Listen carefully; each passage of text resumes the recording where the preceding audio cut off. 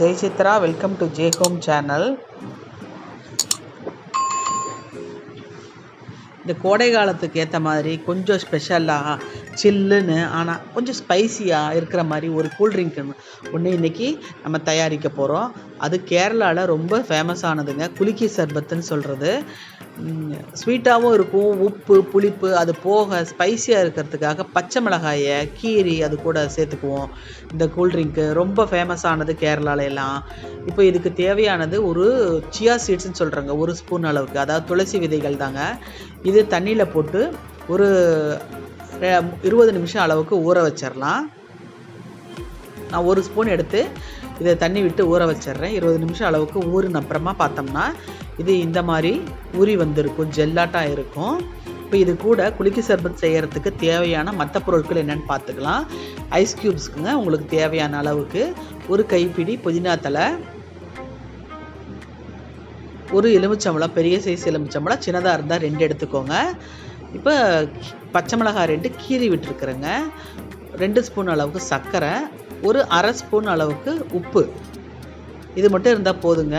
ஹாட்டான சூப்பரான சில்லுன்னு ஸ்பைசியான ட்ரிங்க் தயாரிச்சுக்கலாம். பாருங்கள், பாதி அளவுக்கு எலுமிச்சம்பழத்தை நான் கட் பண்ணி ஒரு கண்ணாடி ஜாருக்குள்ளே விடுறேன். இது மூடி போட்டு குலுக்கிறதுக்கு ஈஸியாக இருக்கிற மாதிரி ஒரு பெரிய கண்ணாடி ஜார் எடுத்துக்கோங்க.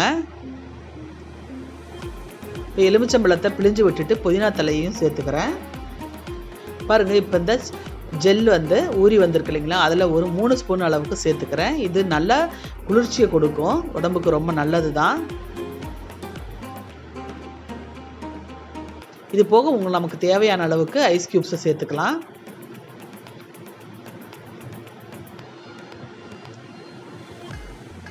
இப்போ சர்க்கரை 2 ஸ்பூன் அளவுக்கு சேர்த்துக்கிறேன்.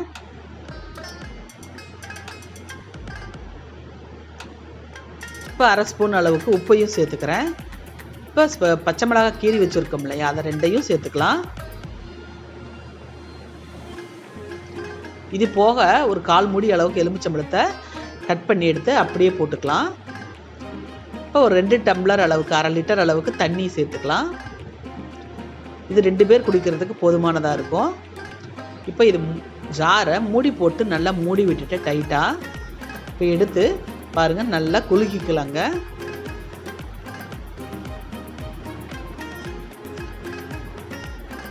இந்த மாதிரி நல்லா குலுக்கிக்க வேண்டியதாங்க.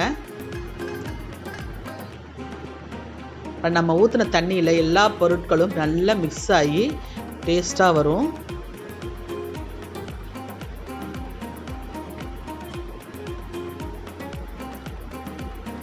இந்த அளவுக்கு குலுக்கி எடுத்துகிட்டு நம்ம டம்ளரில் ஊற்றி சர்வ் பண்ண வேண்டியது தாங்க. சில்லுன்னு ஸ்பைஸியாக நல்லா சூப்பராக இருக்கும்.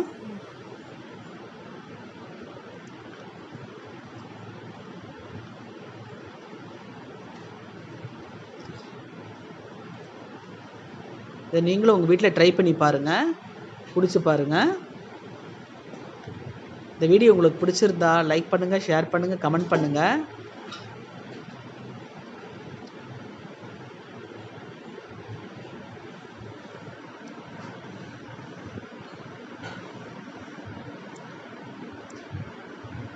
ஜே ஹோம் சேனலுக்கு சப்ஸ்கிரைப் பண்ணுங்கள். பக்கத்தில் இருக்கிற பெல் ஐக்கானை மறக்காமல் கிளிக் பண்ணிவிடுங்க. வாழ்க வளமுடன்.